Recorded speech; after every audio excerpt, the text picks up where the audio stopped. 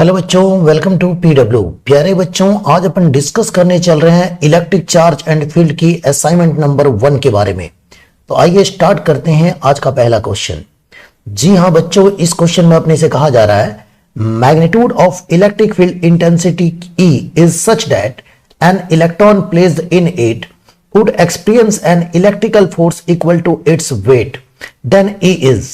बच्चों, अगर आप देखेंगे इस क्वेश्चन को, अगर आप इस तरीके से समझे तो कहना चाहता है कि इलेक्ट्रिक फील्ड की वैल्यू बताइए अगर किसी फील्ड में इलेक्ट्रॉन को रखा जाए तो जो कि इसके वेट को बैलेंस कर सके, है ना। जैसे मान लीजिए ये इलेक्ट्रॉन है, ठीक है, इस तरीके से।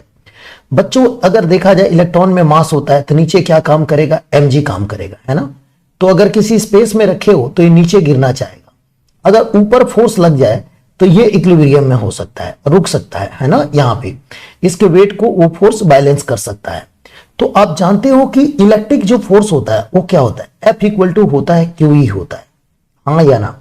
इलेक्ट्रिक फील्ड के डायरेक्शन में ही फोर्स लगता है।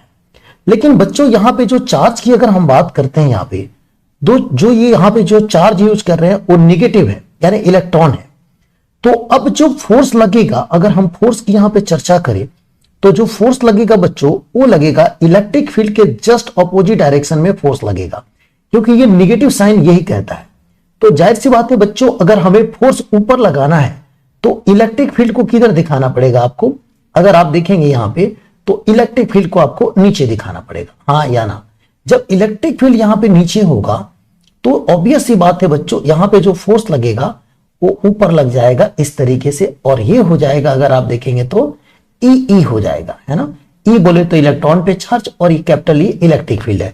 यहां पे हम मैग्नीट्यूड की बात कर रहे हैं, है ना। अब ये बताओ, अगर ये रेस्ट में रहना चाहता है, इक्विलिब्रियम में रहना चाहता है, यानी ऊपर लगने वाला फोर्स इसको बैलेंस करना चाहता है, तो क्या लिखना चाहिए, QE। ऊपर जो लग रहा है फोर्स, यहां पे देखा जाए QE की बात करें, QE इक्वल टू क्या होना चाहिए, mg के बराबर होना चाहिए। और यहां पे E अपने से पूछ रहा था कि बताइए इलेक्ट्रिक फील्ड की वैल्यू क्या होना चाहिए, तो mg अपॉन क्या हो जाएगा, यहां पे E हो जाएगा, है ना। तो ऑप्शन की बात करें कौन सा ऑप्शन सही है, तो इस तरीके से बच्चों आपका पहला ऑप्शन राइट होगा। आइए नेक्स्ट क्वेश्चन देखते हैं। यहां पे कहा जा रहा है कि a force of 2.25 newton act on a charge of 15 into 10 to the power minus 4 coulomb, calculate the intensity of electric field at that point. जी हाँ बच्चों, इसमें दिया जा रहा है, जैसे कि देख रहे हैं क्वेश्चन में अपने को फोर्स की वैल्यू जो दी गई है वो देखिए कितनी दी गई है, 2.25 न्यूटन दी गई है यहां पे, हाँ या ना।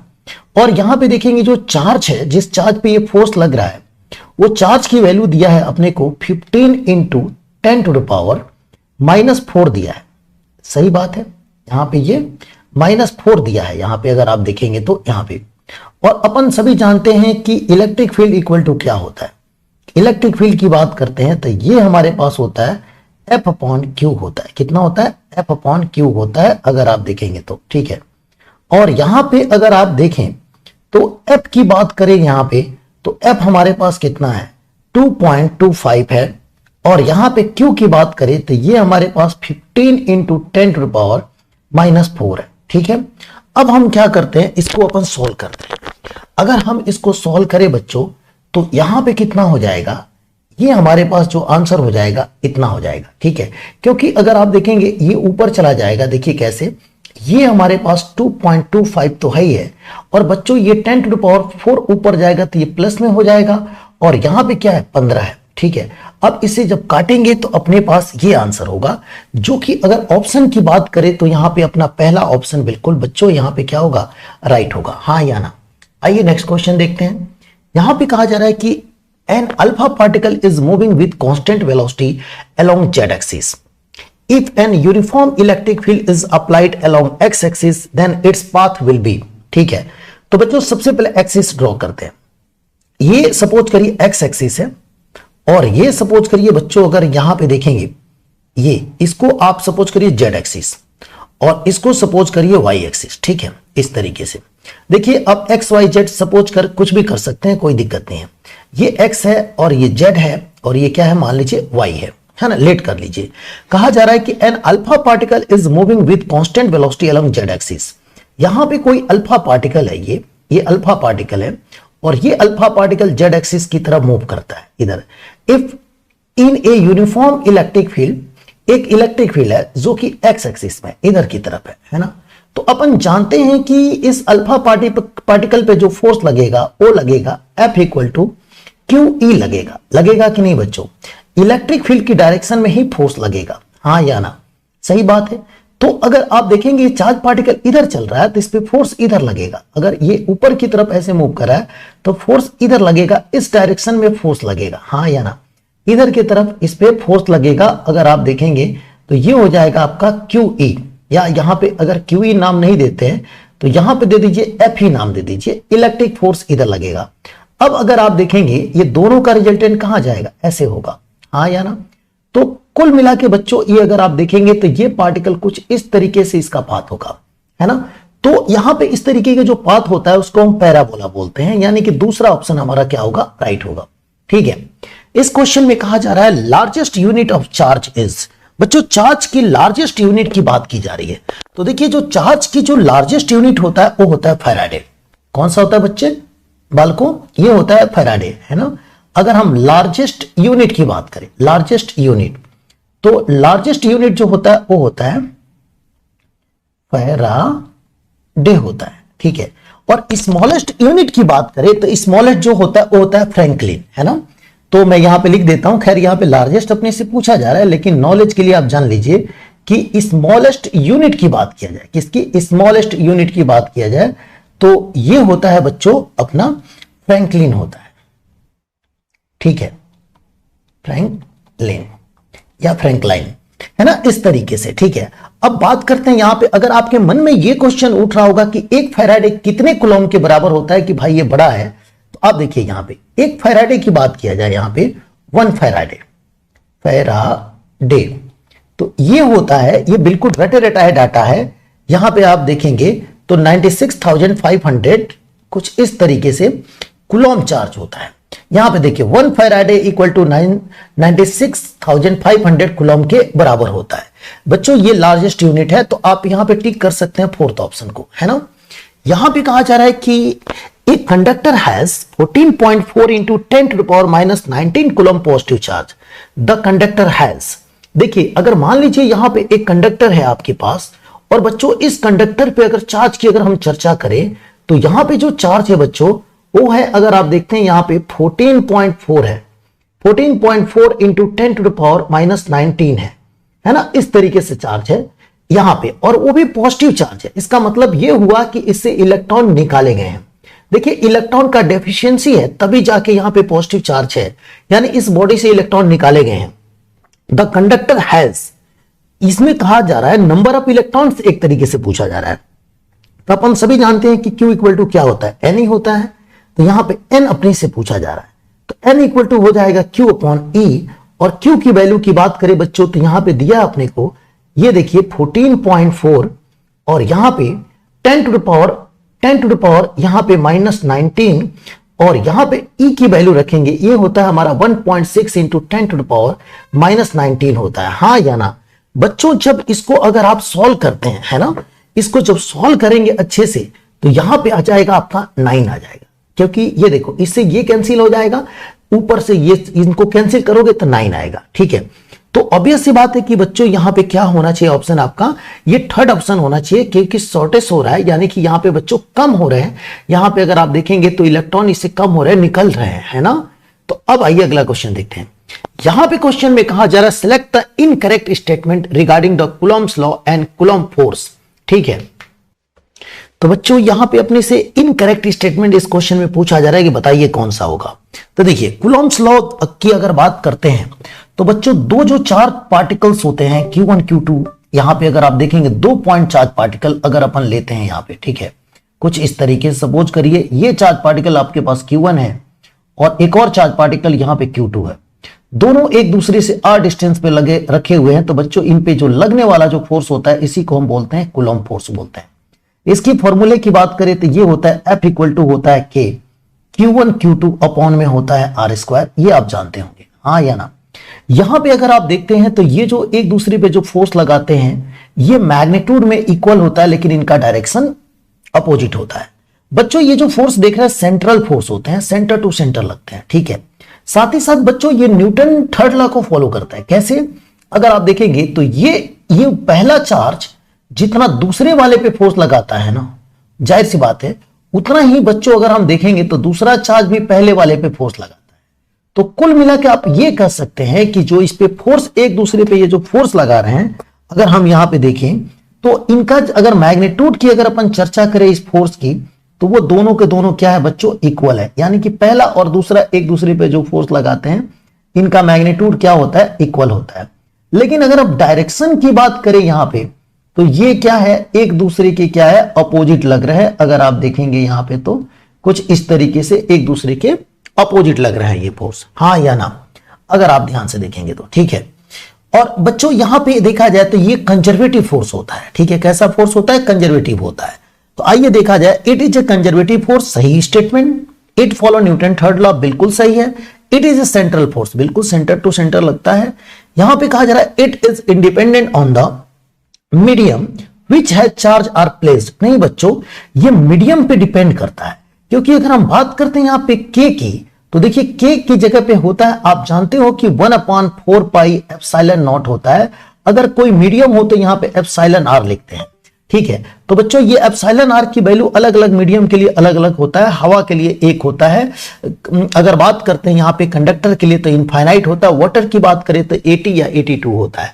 तो ये जो फोर्थ ऑप्शन है यही अपना सही होगा, जो कि गलत स्टेटमेंट अपने से पूछा है तो हम फोर्थ ऑप्शन को टिक करेंगे, ठीक है। यहां पे कहा जा रहा है question, there are two charge +6 microcoulomb and -10 microcoulomb kept 20 centimetre apart, the ratio of magnitude of force acting on them will be. बच्चों देखो यहां पे बात करते हैं 6 माइक्रोकूलम की बात करते हैं यहां पे, और साथ ही साथ मेरे प्यारे बच्चों यहां से अगर आप देखते हैं यहां पे, और दूसरे बात करते हैं यहां पे -10 माइक्रोकूलम की बात करते हैं, ठीक है। और यहां पे आर की बात करते हैं यहां पे, तो ये हमारे पास 20 सेंटीमीटर दिया गया, ठीक है, ऐसे दिए गए, ठीक है। Ratio of magnitude of force पूछा जा रहा है पे, एक्टिंग ऑन देम। तो मैं आपको एक बात बता देना चाहता हूं, यहां पे ध्यान से देखिएगा, ये जो है एक दूसरे पे जो फोर्स लगाते हैं, वो फोर्स का जो मैग्नीट्यूड होता है बच्चों इक्वल होता है ना। वो फोर्स का मैग्नीट्यूड क्या होता है? इक्वल होता है। जैसे कि सपोज करिए ये चार्ज अगर 1 है और ये चार्ज 2 है ना, तो चार्ज 2 पे जो 1 फोर्स लगाता है और 1 पे अगर बात करते हैं 2 फोर्स लगाता है, तो बच्चों इनका मैग्नीट्यूड सेम होते हैं, है ना। इनका मैग्नीट्यूड क्या होगा? 1, 2। और ये देखा जाए, यहां पे कलर चेंज कर दे रहा हूं, शायद ना दिखे आपको।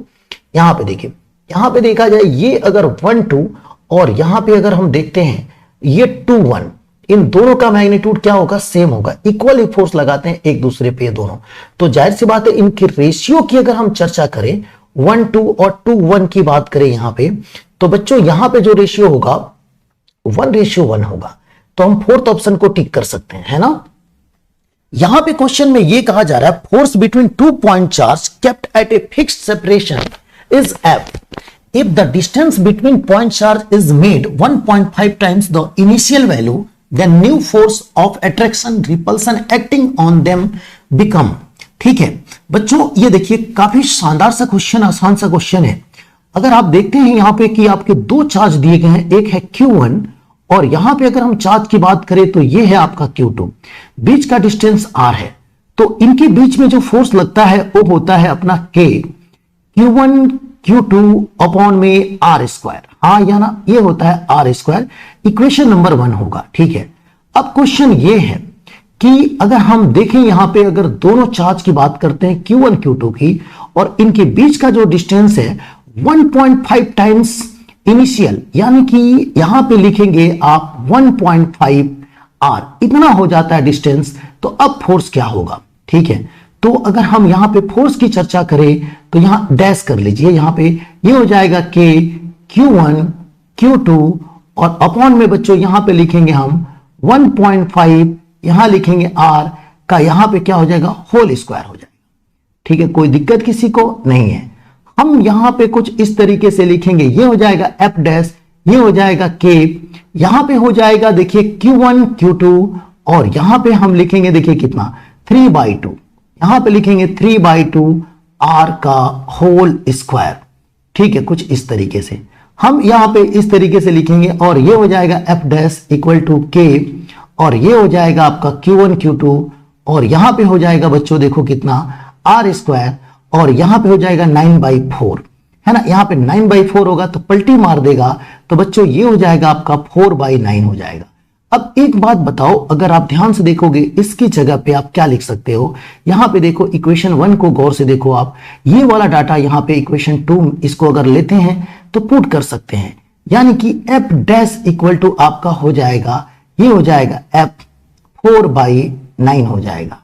हाँ या ना, कुछ इस तरीके से हो जाएगा जैसा कि आप देख रहे हैं, 4/9 हो जाएगा यहां पे। और ये बच्चों अगर आप देखते हैं तो ये फोर्स का निशान है ना, ये फोर्स का साइन है, ठीक है, ये गलती से टाइप हो गया यहां पे। तो ऐसे में अगर हम ऑप्शन की बात करें तो आपका थर्ड ऑप्शन आपका क्या होगा, राइट होगा। इस क्वेश्चन में कहा जा रहा है regarding electrostatics force which of the following statement is correct. Electrostatics force के रिगार्डिंग इनमें से कौन सा जो स्टेटमेंट है करेक्ट है ना। इसमें पहला स्टेटमेंट कहा जा रहा है कि the electrostatics force is much stronger than gravitational force. बिल्कुल बच्चों, हम फोर्स की बात करते हैं तो देखिए सबसे जो मजबूत होता है नेचर में वो होता है न्यूक्लियर फोर्स, उससे थोड़ा सा जो कमजोर होता है वो होता है इलेक्ट्रोस्टैटिक्स फोर्स। और बच्चों उसके बाद से अगर हम बात करते हैं तब आता है नंबर ग्रेविटेशनल फोर्स का, है ना। तो ऑब्वियस सी बात है बच्चों, ग्रेविटेशनल फोर्स जो होगा वो कमजोर होगा किसके, इलेक्ट्रोस्टैटिक्स फोर्स की कंपैरिजन में। दूसरा स्टेटमेंट कहा जा रहा है कि यानी कि पहला स्टेटमेंट राइट है, electrostatic force can be attractive और रिपल्सिव। बिल्कुल बच्चों, अगर हम बात करते हैं, अगर यहां पे दो चार्ज सेम नेचर के दिए गए हो, चाहे वो प्लस प्लस हो चाहे माइनस माइनस हो, तो उनके बीच में क्या होता है, रिपल्सन होगा। लेकिन अगर इनका नेचर अपोजिट हो, एक प्लस हो और एक माइनस हो, तो इनके बीच में क्या होगा, अट्रैक्शन होगा। ठीक है, तो यह भी स्टेटमेंट हमारा सही है। यहां भी कहा जा रहा है electrostatics force is central force. बच्चों देखो सेंटर टू सेंटर लगता है, तो यह भी स्टेटमेंट हमारा क्या है, सही है। यानी हमारा चारों ऑप्शन, यहां पे हम फोर्थ ऑप्शन को टिक कर सकते हैं। ठीक है, आइए यहां पे कहा जा रहा है कि if a body is charge by rubbing its weight. बच्चों देखो, अगर बात करते हैं किसी बॉडी को अगर रबिंग के द्वारा चार्ज किया जाता है तो उसके वेट पे क्या प्रभाव पड़ता है। देखिए, अगर हम देखें हमारे पास एक बॉडी ये है और दूसरी बॉडी अगर बात करते हैं ये है। ठीक है बच्चों, यहां पे ठीक है, ये सिल्क है, ठीक है, ये सिल्क है और ये ग्लास रॉड है, ये ग्लास रॉड है। ठीक है, अगर आप यहां पे अगर आप देखें इन दोनों को रब करते हैं तो देखिए क्या होता है, ग्लास का जो वर्क फंक्शन होता है कम होता है, तो ये इलेक्ट्रॉन को जल्दी दे देता है। जैसे इलेक्ट्रॉन को देगा, यहां प्लस साइन, यहां पे माइनस साइन, एक और इलेक्ट्रॉन को दिया तो यहां पे माइनस साइन, यहां पे प्लस, ये माइनस, ये प्लस और ये क्या होगा, माइनस साइन। हाँ या ना, यहां से इलेक्ट्रॉन का ट्रांसफर हुआ। तो बच्चों यहां पे क्या होता है कि जिससे इलेक्ट्रॉन निकले उसका मास कम हो गया और जिसमें इलेक्ट्रॉन गया उसका मास क्या हो गया, उस बॉडी का बढ़ गया। तो अब आओ ऑप्शन देखते हैं, रिमेन्स बच्चों यहां पे रिमेन्स प्रिसाइजली कांस्टेंट, नहीं कांस्टेंट तो नहीं रहेगा, ये स्टेटमेंट गलत है। इंक्रीज स्लाइटली, बच्चों इंक्रीज भी नहीं हो रहा है, कोई इंक्रीज हो रहा है तो कोई डिक्रीज हो रहा है, डिक्रीज स्लाइटली ये भी गलत हो जाएगा। मे इंक्रीज स्लाइटली या मे डिक्रीज स्लाइटली, यहां पे हम फोर्थ ऑप्शन को टिक कर सकते हैं। हाँ या ना, कोई दिक्कत यहां पे बिल्कुल नहीं होना चाहिए। इस क्वेश्चन में कहा जा रहा है कि if a neutral body is given a positive charge then its mass. बच्चों अगर हम बात करते हैं, ये न्यूट्रल बॉडी है, अगर इसमें पॉजिटिव चार्ज आता है इसका मतलब यह हुआ कि इससे इलेक्ट्रॉन निकाले गए हैं, और इलेक्ट्रॉन जब निकाले जाएंगे तो इस पे अगर पॉजिटिव चार्ज आ रहा है इसका मतलब इसके मास में कमी हुआ है ना, क्योंकि इलेक्ट्रॉन की मास की बात करें बच्चों तो वो होता है 9.1 इंटू 10⁻³ kg होता है ना, इस तरीके से होता है। अगर आप देखेंगे जैसे जैसे इलेक्ट्रॉन इससे निकालेंगे वैसे वैसे इस बॉडी का मास क्या होगा, डिक्रीज होगा। तो आपका ऑप्शन नंबर कौन सा होगा, पहला सही होगा। यहां पे क्वेश्चन में कहा जा रहा है कि if the speed of a point charge increase then charge on it. बच्चों देखो, अगर बात करते हैं यहां पे कोई पॉइंट चार्ज है, अगर इसकी स्पीड की बात किया जाए, कहा जा रहा है इंक्रीज कर दिया जाए। ठीक है, तो देखो अगर चार्ज अगर मोशन में है और इसकी स्पीड को इंक्रीज किया जाता है तो देखिए क्या होगा, इस चार्ज का जो मैग्नीट्यूड होगा इस पे कोई फर्क नहीं पड़ेगा, क्योंकि चार्ज जो होता है इनवेरिएंट प्रॉपर्टी होता है, यानी कि कुल मिला के बच्चों ये स्पीड पे डिपेंड नहीं करता है ना। क्योंकि आप जानते हो कि देखो ये क्या होगा, अगर 10 कूलम का चार्ज होता तो 10 ही रहेगा, ऐसा थोड़ी होगा कि वो कम हो जाएगा, जबकि मास स्पीड पे डिपेंड करता है, ये हम जानते हैं। लेकिन चार्ज डिपेंड नहीं करता है। आपके मन में ये आ रहा होगा भाई इलेक्ट्रिक फील्ड तो जनरेट करता है, मैग्नेटिक फील्ड भी करता है। बच्चों देखो, मोशन में होगा तो इलेक्ट्रिक फील्ड भी जनरेट करेगा और मैग्नेटिक फील्ड भी जनरेट करेगा, और साथ ही साथ अगर यहाँ पे स्पीड इंक्रीज हो रहा है तो यहाँ पे EMW भी जनरेट करेगा, ये सारा काम होगा। लेकिन ये चार्ज का जो मैग्नीट्यूड होगा वो चेंज नहीं होगा। तो क्वेश्चन तो यही है ना, चार्ज ऑन इट, चार्ज वही रहेगा। तो बच्चों यहाँ पे रिमेन सेम, हम थर्ड ऑप्शन को यहाँ पे टिक कर सकते हैं। ठीक है, हाँ या ना। आइए नेक्स्ट क्वेश्चन देखते हैं। यहां पे कहा जा रहा है force between 2 point charge separated by a distance R vary. बच्चों यहां पे देखो 2 पॉइंट चार्ज है, एक है Q1 है और दूसरे की बात करें यहां पे Q2 है। दोनों के बीच का डिस्टेंस R है, तो दोनों के बीच में जो फोर्स लगता है वो चाहे अट्रैक्शन का हो या रिपल्सन का हो, वो फोर्स होता है बच्चों F equal to K Q1 Q2 upon क्या होता है यहाँ पे R स्क्वायर होता है। यानी कि दोनों के बीच में जो फोर्स लगता है वो डिस्टेंस का देखिए इस तरीके से रिलेशन होता है फोर्स का, यानी F inversely proportional to R square होता है। ऑप्शन की बात करें तो यहां पे सेकंड ऑप्शन आपका राइट होगा। इस क्वेश्चन में देखिए क्या कहा जा रहा है, कहा जा रहा है कि व्हेन ए पॉलीथीन इज रब विद ओल it develop a charge -3.2 into 10⁻⁷ coulomb, the number of electron transfer is. ठीक है बच्चों, पॉलीथीन की बात किया जाता है, किसी उल से अगर रब किया जाता है तो उस पर जो चार्ज डेवलप होता है वो होता है माइनस में 3.2 इंटू 10⁻⁷ कूलम होता है कि नहीं होता है। क्वेश्चन ये है कि the number of electron transfer, number of electron transfer की बात हो रहा है कि बताइए क्या होगा, है ना। तो बच्चों देखो क्या हुआ कि किसी बॉडी पे इलेक्ट्रॉन आए होंगे तभी यहां पे नेगेटिव चार्ज आ रहा है, और n इक्वल टू आप जानते हैं कि यहां पे क्या होता है, Q अपॉन क्या होता है बच्चों, E होता है। अगर हम यहां पे Q की बात करते हैं तो यहां लिखेंगे 3.2 इंटू 10⁻⁷ लिखेंगे, और यहां पे हो जाएगा आपका 1.6 इंटू 10⁻⁻19 हो जाएगा। मेरे प्यारे बच्चों यहां पे इसको काटेंगे तो ये 2 हो जाएगा, और यहां पे जो आंसर की बात करें तो ये 2 इंटू 10⁻12 हो जाएगा। हाँ या ना, कुछ इस तरीके से हो जाएगा, यानी कि फोर्थ ऑप्शन अपना राइट होगा। यहां पे देखिए क्वेश्चन में कहा जा रहा है कि the number of electron for 1 coulomb of charge is, 1 coulomb charge में कितना नंबर ऑफ इलेक्ट्रॉन्स है, तो n इक्वल टू मेरे प्यारे बच्चों होता है Q अपॉन E होता है।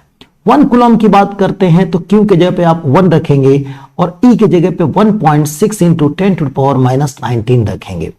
इसको सॉल्व करेंगे तो ये सॉल्व करेंगे तो देखिए क्या हो जाएगा, ये ऊपर चला गया बच्चों तो ये पॉइंट ए भी चला गया तो 10 होगा, और ये 10 टू द पावर ऊपर जाके इतना हो जाएगा और नीचे होगा 16। ठीक है, इसको जब सॉल्व करेंगे एक काम करते हैं ऐसे दे देते हैं, ये 100 हो गया तो ये 10 टू द पावर 18 हो जाएगा, एक 10 इसको दे दिया हमने और ये हो गया 16। इसको काटेंगे बच्चों तो 6.25 इंटू 10 टू द पावर ये हमारा हो जाएगा 18 हो जाएगा। ऑप्शन की बात करें तो हमारा फोर्थ ऑप्शन राइट होगा। ठीक है, कोई दिक्कत यहां तक। इस क्वेश्चन में देखिए क्या कहा जा रहा है, कहा जा रहा है कि when the separation between 2 charge is increase the electric potential energy of the charge is. बच्चों देखो अगर 2 चार्ज है यहां पे Q1 और Q2 है ना, और R डिस्टेंस पे रखे गए हैं, तो इसकी इलेक्ट्रिक पोटेंशियल की बात करेंगे तो ये होता है अपना, आप सभी जानते हैं कि होता है K Q1 Q2, यहां पे लिखेंगे Q1 Q2 अपॉन क्या होता है R होता है कि नहीं होता है। ये फॉर्मूला आप सभी जानते हैं कि ये सुंदर सा एक फॉर्मूला होता है। ठीक है, अब क्वेश्चन ये है कि बच्चों R को बढ़ाने से U पे क्या प्रभाव पड़ेगा। तो अगर Q1 Q2 पॉजिटिव है, देखिए ये डिपेंड करता है इसके नेचर पे। Q1 एंड Q2 की बात किया जाए, Q1 और एंड Q2 की बात किया जाए, अगर ये पॉजिटिव है इन दोनों का प्रोडक्ट, तो जाहिर सी बात है बच्चों R बढ़ाएंगे तो U की वैल्यू घट जाएगी। लेकिन Q1 और Q2 में से एक पॉजिटिव और एक नेगेटिव है, तो अगर R को बढ़ाते हैं बच्चों तो जाहिर सी बात है बच्चों ये नेगेटिव में बढ़ने का, ये घटने का मतलब ये होता है, देखिए ये बढ़ाएंगे, इसको बढ़ाएंगे तो कम मिलेगा, मतलब कि U की वैल्यू बढ़ जाएगा। यानी हम ये कह सकते हैं कि कुल मिला के ये Q1 एंड Q2 की अगर प्रोडक्ट की बात करते हैं, अगर ये नेगेटिव है या पॉजिटिव है, इस बात पे भी निर्भर करता है कि ये U की वैल्यू क्या होगी, है ना। अगर ये बढ़ाएंगे तो ये घट जाएगा, लेकिन दोनों का प्रोडक्ट अगर नेगेटिव है तो क्या हो जाएगा, बढ़ भी सकता है। तो मे इंक्रीजेज और मे डिक्रीजेज, यानी कि फोर्थ ऑप्शन पे टिक कर सकते हैं। यहां पे क्वेश्चन में कहा जा रहा है कि two identical pendulum A and B are suspended from the same point. Both A and B are given a positive charge Q1, Q2 respectively. Q1 greater than Q2 if A and B are making angle theta 1 and theta 2 with the vertical respectively. Then बच्चों देखो यहां पे देखो, अगर आप गौर से देखेंगे यहां पे तो हमारे पास दो इस तरीके से अगर आप देखेंगे, ये गजब का क्वेश्चन है। देखिए ऐसा है, हम यहां पे चर्चा करते हैं मेरे प्यारे बच्चों, यहां पे तो कुछ इस तरीके से है, ये देखा जाए तो ये इस तरीके से है, ठीक है। यहां पे बच्चों ये देखो आपका ये थीटा है और ये भी थीटा है, ये देखिए थीटा 1 है और ये थीटा 2 है। यहां पे अगर चार्ज की बात करते हैं तो ये हमारे पास यहां पे जो चार्ज है बच्चों वो है Q1, और यहां पे अगर हम चार्ज की बात करते हैं इस पे तो वो है मान लीजिए Q2। आइडेंटिकल पेंडुलम है, ठीक है। यहां पे स्मॉल Q1 Q2 दिया है तो आप स्मॉल में भी लिख सकते हो, कोई दिक्कत नहीं है ना। इनके बीच में जो फोर्स लगेगा बच्चों, रिपल्सन फोर्स की अगर हम चर्चा करते हैं तो इनके बीच में अगर फोर्स की अगर हम बात करें तो इनके बीच में जो फोर्स लगेगा वो लगेगा F इक्वल टू K, यहां पे हो जाएगा Q1 Q2 अपॉन में बच्चों इनके बीच की अगर हम यहां से यहां तक की डिस्टेंस की चर्चा करें, ये है R, तो यहां पे हो जाएगा आपका R²। कोई दिक्कत बच्चों बिल्कुल नहीं है क्या? नहीं है। अब एक बात बताओ, अगर ये आइडेंटिकल है तो जाहिर सी बात है नीचे की तरफ mg तो बराबर ही लग रहा होगा दोनों में, हाँ या ना? लग रहा होगा कि नहीं लग रहा होगा? सीधी सी बात है। अब हम जानते हैं कि Q1 Q2 का एक प्रोडक्ट होता है, तो बच्चों यहां जो फोर्स भी लग रहा होगा वो बराबर लग रहा होगा, कोई दिक्कत ही नहीं है। जब दोनों पे फोर्स बराबर लग रहा है, यहाँ पे mg भी नीचे बराबर लग रहा है, इधर रिपल्सन भी, तो θ1 बराबर क्या हो जाएगा? अगर आप यहां पे देखेंगे तो ये जो θ1 जो एंगल बन रहा है और θ2 जो एंगल बन रहा है, ये दोनों के दोनों क्या है बच्चों? इक्वल है। यानी ऑब्वियस सी बात है, हमारा तीसरा ऑप्शन हमारा क्या हो जाएगा? राइट। अब हम बात करते हैं यहां पे क्वेश्चन में कहा जा रहा है कि two equally charge small ball A and B placed at a fixed distance experience a force F. A smaller कहा जा रहा है a similar uncharged ball C after touching one of them placed at the midpoint of the two balls, the force experienced by this ball C is. देखिए क्या है, दो ball है यहां पे देखा जाए, एक बॉल तो यहां पे है A है A, ठीक है, और एक बॉल है यहां पे B, ठीक है, और दोनों पे सेम चार्ज है। सपोज करिए Q चार्ज है, दोनों पे Q चार्ज है, ठीक है। और यहां पे कहा जा रहा है टू इक्वली चार्ज है, इधर की तरफ फोर्स लग रहा है और यहां पे जो फोर्स लग रहा है वो बच्चों जाहिर सी बात है कि दोनों पे फोर्स क्या होगा? बराबर ही लगेगा।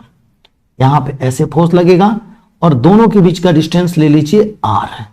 अब एक बात बताओ, यहां पे जो फोर्स लगेगा वो लगेगा F इक्वल टू लगेगा K, और यहां पे Q का मल्टीप्लाई करेंगे तो Q² और ये हो जाएगा आपका R²। ये हमारा इक्वेशन नंबर 1 हो गया, कोई दिक्कत नहीं है। अब बच्चों यहां पे कहा जा रहा है कि एक बॉल को इसे टच करके इनके बीच में रख दिया गया, ठीक है, तो ये आपका A है और ये आपका क्या है? B है, ठीक है। इनके बीच में एक बॉल C रख दिया गया, बीचों बीच रख दिया गया C, तो ऑब्वियस सी बात है A के साथ टच किया गया होगा तो बच्चों इस पे Q/2 चार्ज आ गया होगा और इस पे भी Q/2 चार्ज आ गया, और इनके बीच के डिस्टेंस की बात करें तो ये डिस्टेंस R/2 है और इनके बीच के भी डिस्टेंस की बात करें तो R/2 है, हाँ या ना? कंडक्शन के द्वारा जब टच करेंगे ना तो आधा आधा चार्ज हो जाएगा, ठीक है, सिमिलर है ये। अब इस पे फोर्स की अगर हम बात करें, यहां पे देखें तो ये वाला इस पे इधर की तरफ फोर्स लगा रहा होगा रिपल्सन, और ये वाला इस पे इधर की तरफ लगा रहा होगा। ये जो लगा रहा होगा वो F1 होगा और ये लगा रहा होगा वो क्या होगा? F2 होगा, हाँ या ना? तो यहां पे अगर हम बात करते हैं F' की बात करते हैं तो ये हमारे पास हो जाएगा बच्चों, देखो कितना, यहां पे अगर आप गौर से देखते हो तो बच्चों ये हो जाएगा, अगर हम देखते हैं यहां पे इन दोनों के बीच में लगने वाला फोर्स ये हो जाएगा F2 माइनस F1। आप यहां पे लिखेंगे कि नहीं लिखेंगे, हाँ या ना? अब यहां पे अगर आप वैल्यू को पुट करते हैं, यहां पे F2 की वैल्यू को लिखिए, F2 की वैल्यू को आप यहां पे पुट करके यहां साफ साफ लिखते हैं अपन बिल्कुल अच्छे से, ठीक है। F' इक्वल टू आप देखेंगे यहां पे ये हो जाएगा आपका K और Q/2 और इनटू में बच्चों हो जाएगा आपका Q अपॉन में हो जाएगा आपका R/2 का होल स्क्वायर, हाँ या ना? माइनस में अगर आप देखेंगे तो ये हो जाएगा आपका के Q by two into Q by two. ठीक है, ये देखो इन दोनों के बीच में लगने वाला फोर्स अपॉन में बच्चों आर बाई टू का होल स्क्वायर। मेरे प्यारे बच्चों यहां तक कोई 1% का कोई दिक्कत हो तो बताएं। तो इसको अगर हम सॉल्व करते हैं बच्चों तो ये हमारा हो जाएगा, देखिए कितना, ये हो जाएगा K Q square upon R square, और ये बताओ किसके बराबर है, एफ के बराबर है। तो ऑप्शन की बात करें तो सेकेंड ऑप्शन हमारा क्या हो जाएगा, राइट हो जाएगा। यहां पे देखिए क्वेश्चन में कहा जा रहा है ये particle of mass m and charge q is thrown at a speed u against a uniform electric field E. The distance it travel before coming to rest will be.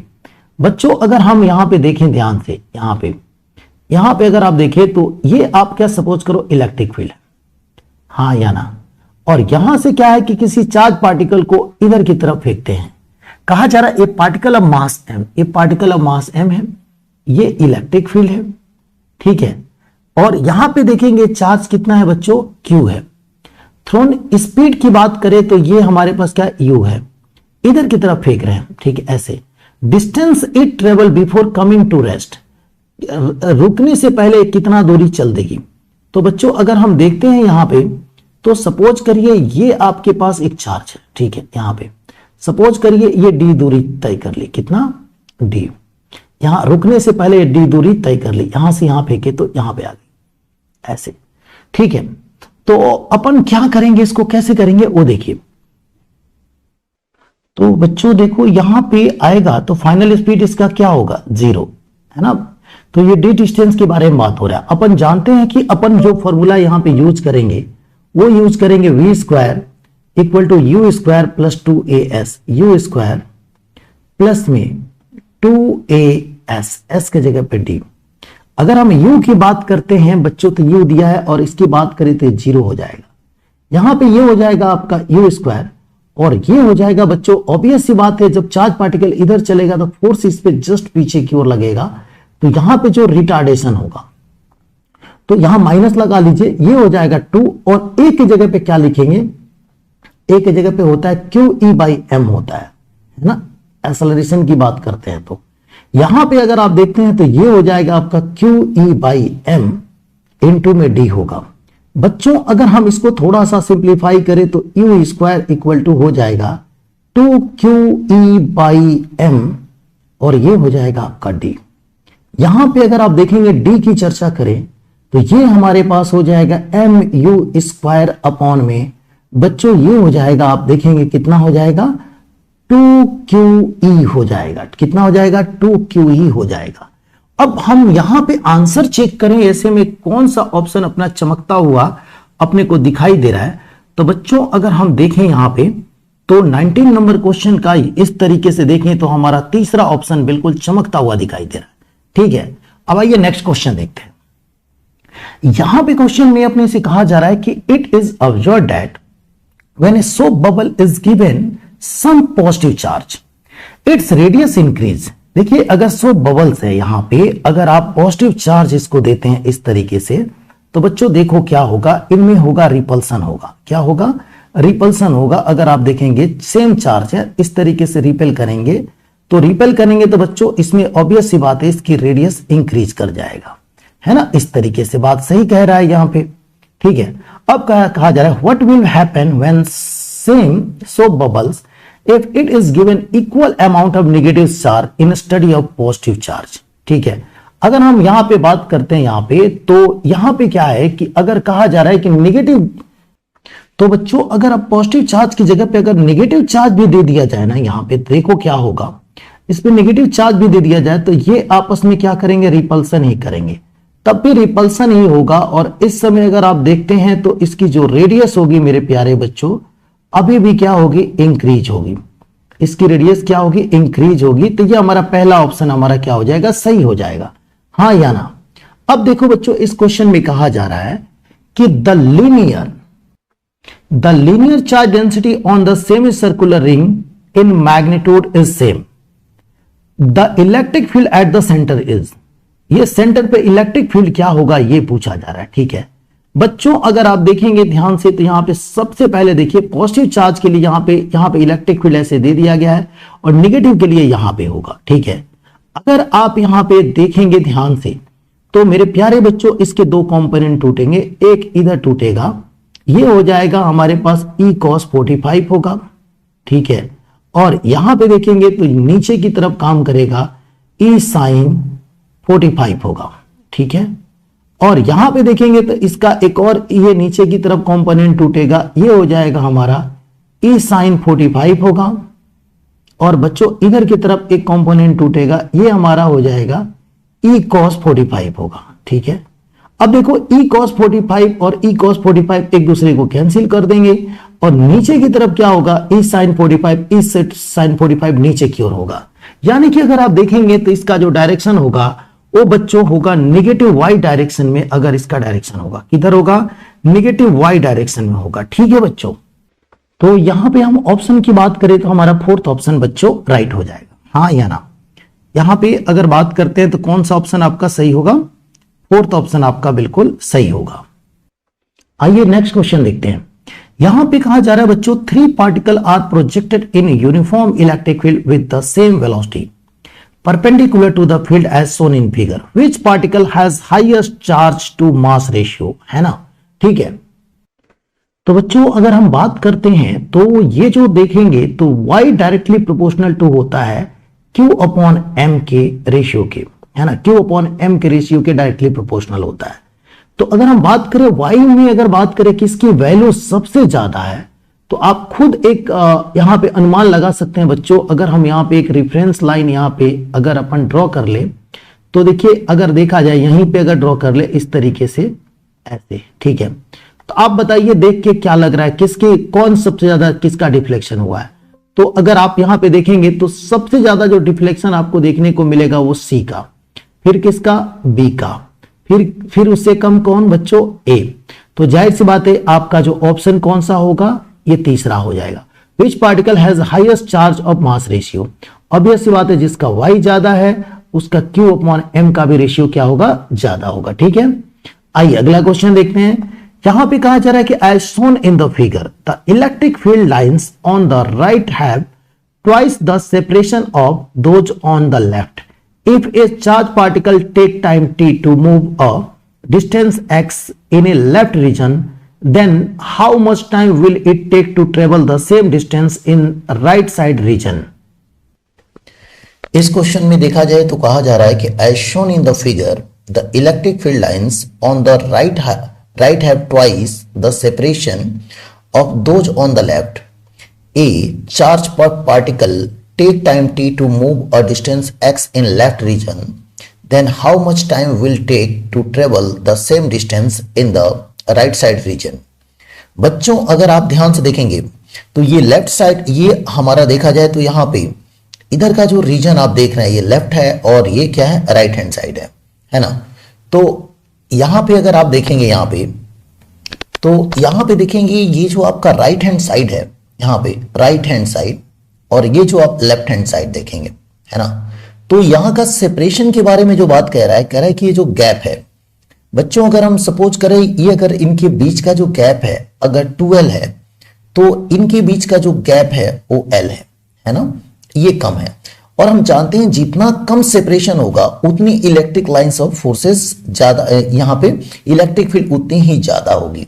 तो जाहिर सी बात है अगर यहां पे अगर आप देखेंगे, कलर मैं चेंज कर देता हूं, यहां पे देखिएगा ध्यान से, अगर यहां पे इलेक्ट्रिक फील्ड बच्चों अगर E है तो इस साइड अगर देखा जाए तो E/2 हो जाएगा, आधा हो जाएगा, है ना, क्योंकि सेपरेशन ज्यादा है। जब ज्यादा होता है separation electric lines of forces के बीच में तो इलेक्ट्रिक फील्ड कम होती है।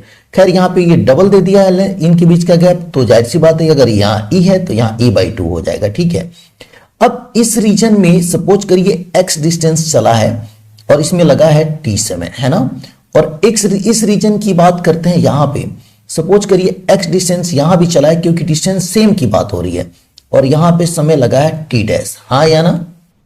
ठीक है बच्चों, अब अपन जानते हैं कि यहां पे अगर चार्ज पार्टिकल अगर मोशन कर रहा है यहां पे तो चार्ज पार्टिकल के लिए ये फॉर्मूला हम लगा सकते हैं s equal to ut plus half at square, हाँ या ना, हाफ at स्क्वायर। ठीक है, और बच्चों ये इनिशियली रेस्ट में चार्ज पार्टिकल होगा, यहां से चलना स्टार्ट कर रहा है तो u को 0 कर देंगे और यहां s के जगह पे हम लिख सकते हैं x। x इक्वल टू हमारे पास हो जाएगा हाफ ए टी स्क्वायर। कितना हो जाएगा? हाफ ए टी स्क्वायर हो जाएगा। अब हम यहां a की बात करते हैं तो ये होता है q e बाई m होता है, ये होता है एक्सेलरेशन। आप जानते हैं फोर्स अपॉन मास, और F equal to Q E होता है, अपन जानते हैं। यहां पे पुट करेंगे तो पहले रीजन के लिए हमारे पास हो जाएगा 1/2 क्यू ई बाई एम, और ये हो जाएगा आपका टी स्क्वायर। इसको इक्वेशन नंबर 1 ले लीजिए। सिमिलरली बच्चों सेकेंड साइड की अगर बात करते हैं तो यहां पे सेम डिस्टेंस का बोल रहा है, तो यहां भी वही बात है। यहां पे अभी आप लिखेंगे हाफ क्यू ई बाई कितना लिखेंगे यहाँ पे m, और यहां पे आपका हो जाएगा ये टी डैश का होल स्क्वायर हो जाएगा। अब ये इक्वेशन नंबर 2 हो गया कि नहीं हो गया? दोनों को बराबर कर दीजिए क्योंकि ये क्वेश्चन में बोल रखा था। तो अगर आप देखेंगे तो हाफ क्यू ई बाई यहां पे लिखेंगे m, और ये हो जाएगा आपका T square equal to half, ये हो जाएगा आपका क्यू ई बाई m, और ये हो जाएगा आपका टी डैश का स्क्वायर। ये देखिए कुछ कट गए यहाँ पे, तो ये बच गया आपका टी स्क्वायर। और यहाँ पे बच्चों अगर आप देखोगे तो इधर का जो इलेक्ट्रिक फील्ड है यहाँ का E/2 है, तो यहाँ E/2 करेंगे तो नीचे 2 आ जाएगा। क्या आ जाएगा? 2 आ जाएगा यहाँ पे।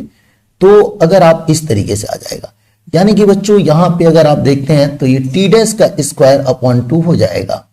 यानी कि हम यहाँ पे देखेंगे तो ये हमारे पास टी डैश बराबर हो जाएगा √2t हो जाएगा। हाँ या ना? √2t हो जाएगा, कुछ इस तरीके से हो जाएगा।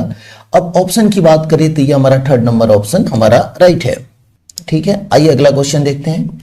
यहां पे क्वेश्चन में अगर आप देखेंगे तो कहा जा रहा है 3 charges Q each are kept at a corner of an equilateral triangle and another charge small q is kept at the center as shown. The ratio of Q and Q small Q and capital Q so that the system is in equilibrium. बच्चों यहां पे अगर आप देखा जाए equilateral triangle है, सभी के कॉर्नर पे क्यू चार्ज है और इसके सेंटर पे यहां पे देखा जाए तो स्मॉल क्यू चार्ज है।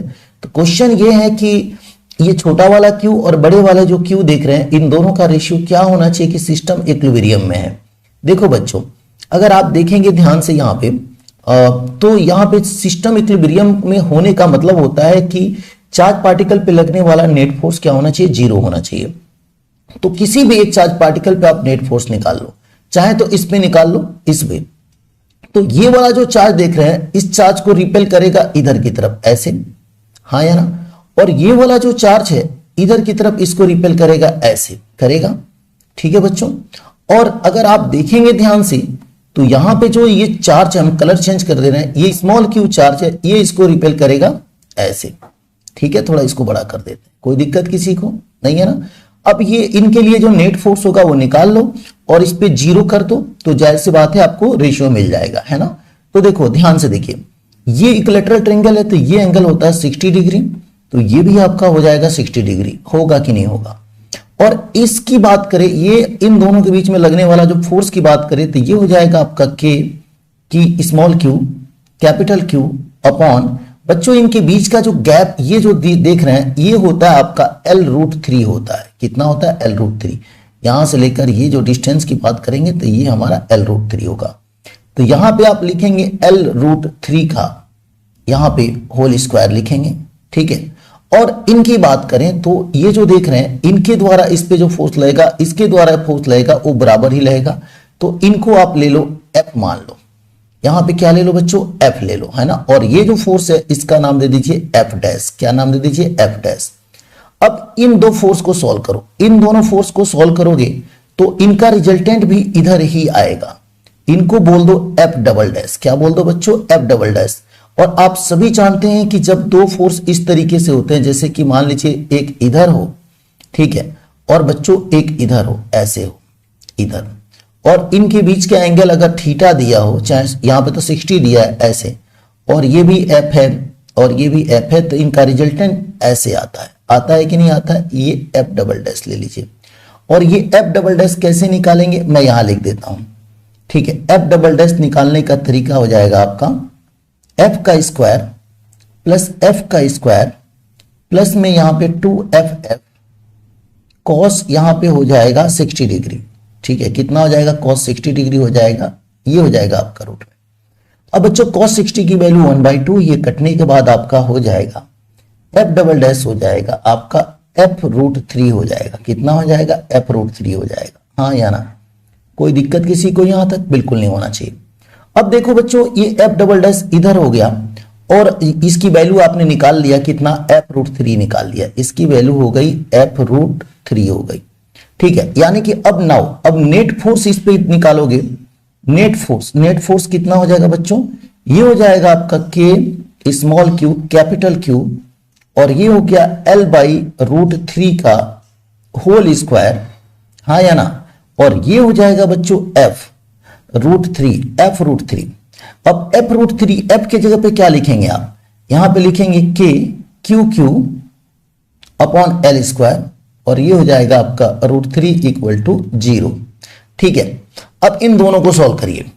इस इक्वेशन को पूरे को जब सॉल्व करेंगे तो आप पाएंगे बच्चों कि यहां पे जो आंसर आएगा आपका small q upon capital Q, मैं इसको डायरेक्टली लिख रहा हूं, यहां स्पेस कम है, आप इसको ऐसे कर लीजिए। देखिए बराबर करेंगे ना इधर की तरफ। चलिए मैं लिख ही देता हूं। यहां देखो बच्चों, अगर आप देखोगे यहां पे तो इसको ऐसे लिखोगे K Q और ये हो जाएगा आपका L²/3 और ये हो जाएगा आपका माइनस में K Q और ये हो जाएगा आपका L² और ये हो जाएगा आपका रूट। यहां पे अगर आप देखते हैं तो 3 हो जाएगा। ठीक है, कोई दिक्कत यहां तक? बिल्कुल नहीं होनी चाहिए। अब देखो बच्चों, ये जो कटने वाले हैं वो कट जाएंगे, L² कट जाएगा, ये सब कट जाएगा और यहां पे जो आंसर आएगा आपको सॉल्व करने के बाद से small q upon capital Q का वो हो जाएगा माइनस में 1/√3, जो कि आपका फोर्थ ऑप्शन राइट होगा।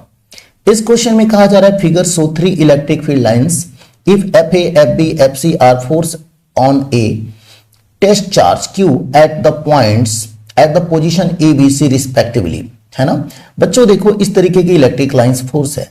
देखिए इलेक्ट्रिक लाइंस ऑफ फोर्सेस जब पास होती हैं वहां फील्ड ज्यादा होता है। तो हम बात करें तो A पर फील्ड ज्यादा है कंपेयर टू B की, और B देखिए और सब B पर ज्यादा है कंपेयर टू C। इस तरीके से देखा जाए, क्योंकि इलेक्ट्रिक लाइंस ऑफ फोर्सेस देखा जाए जिसमें जितना कम गैप होगा वहां फील्ड उतना ही ज्यादा होगा। और हम जानते हैं कि F = होता है QE, होता है कि नहीं होता है? तो जाहिर सी बात है जहां फील्ड ज्यादा है वहां फोर्स भी ज्यादा होगा। यानी हम लिख सकते हैं FA > FB > FC भी लिख सकते हैं। तो इस तरीके से हमारा पहला ऑप्शन हमारा क्या होगा? राइट होगा। ठीक है बच्चों, thank you for watching this video.